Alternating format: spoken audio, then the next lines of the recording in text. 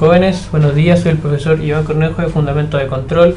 Voy a repasar o aclarar algunos conceptos de propagación de perturbaciones que van a ser de su interés. Lo primero y lo más relevante es por qué hacemos esto. Ya hemos mencionado en varias ocasiones que muy importante para instrumentar una planta es conocer el proceso que se está llevando a cabo en ella. ¿Ya? Es relevante para los controles saber cómo se va a comportar la planta ante ciertos cambios que puedan ocurrir en sus variables de alimentación o sus set points o cualesquiera que sea de ellos. Entonces, para eso supongamos que tenemos un pequeño ejemplo introductorio. Supongamos que tenemos aquí un intercambiador de calor en el cual entra un fluido que es calentado por un servicio. Genéricamente llamemos al flujo de entrada FI y la temperatura de entrada TI, ¿ya? Así como FO y TO a la temperatura de salida, y FW, TW a lo que las propiedades del servicio. Obviamente que un fluido tiene muchas propiedades, por ejemplo, alguna concentración, CP y densidades que pueden cambiar, pero por ahora solamente centrémonos en lo que son flujos y temperaturas. Bueno, la pregunta es, supongamos que esto está en equilibrio, ¿cierto? Está entrando cierto flujo a cierta temperatura y está saliendo cierto flujo a cierta temperatura.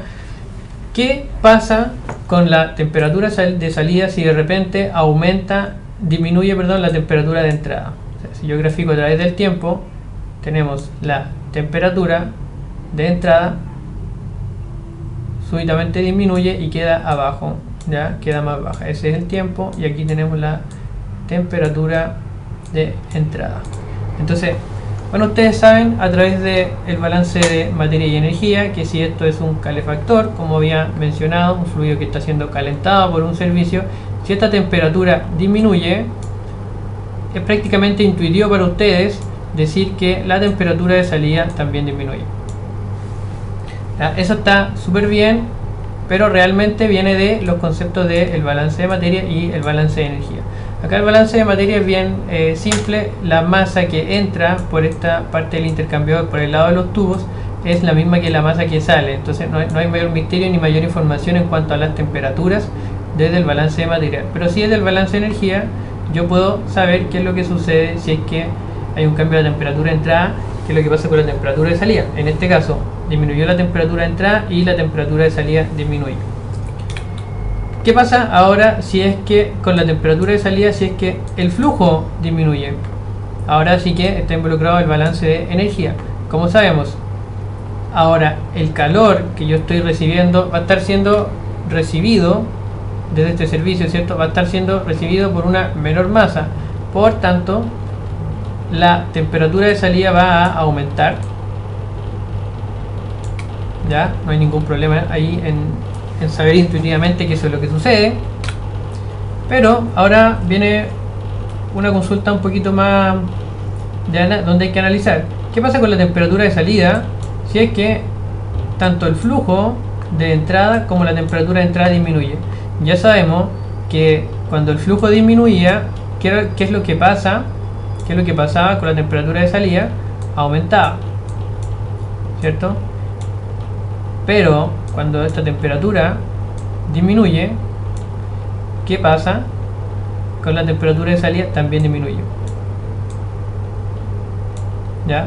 Entonces hay que recurrir, ¿cierto?, al balance de materia y energía para saber cuál es el efecto más preponderante. Pero no solo eso. El efecto más preponderante me dictará si es que en el nuevo estado estacionario, o sea, cuando el sistema llegue al equilibrio, cómo va a quedar la temperatura, más alta o más baja. Pero en control nos interesa analizar la dinámica de los procesos, porque los controladores actúan precisamente cuando se produce el primer cambio y todavía están desarrollándose los transientes. Entonces, para eso no solamente vamos a recurrir al balance de materia y energía, sino que también hay que considerar, para poder detectar cuál es el primer cambio detectable y el nuevo estado estacionario, cuál es el cambio más veloz, o sea, cuál es la dinámica más rápida, y cuál es el cambio más fuerte, o sea, el más preponderante.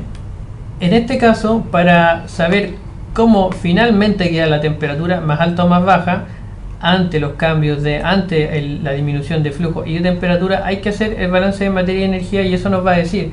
Pero en el caso de qué cambio sucede primero, realmente lo que nos va a decir ese dato es la dinámica de ambos procesos. Como nosotros sabemos, la dinámica de los flujos es más rápida que la dinámica de las temperaturas, porque un aumento en el flujo rápidamente se va a propagar y yo rápidamente voy a empezar a sentir un flujo mayor en el resto del circuito. Sin embargo, la temperatura va a llegar al intercambiador, que va a tener un transiente mucho más largo y se va a demorar mucho más en sentir ese cambio de temperatura. Entonces, en primera instancia, lo que va a pasar es que vamos a sentir el efecto del flujo, que tiene la dinámica más rápida. Si disminuye el flujo, la temperatura aumenta. Luego vamos a empezar a sentir la dinámica provocada por el cambio de temperatura, ¿cierto? Que es una disminución en la temperatura.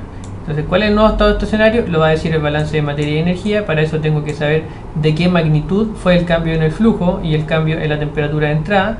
Y qué es lo que sucede primero, me lo va a decir la dinámica más veloz, que en este caso sin duda es la del flujo. O sea, lo primero que voy a sentir va a ser un aumento en la temperatura.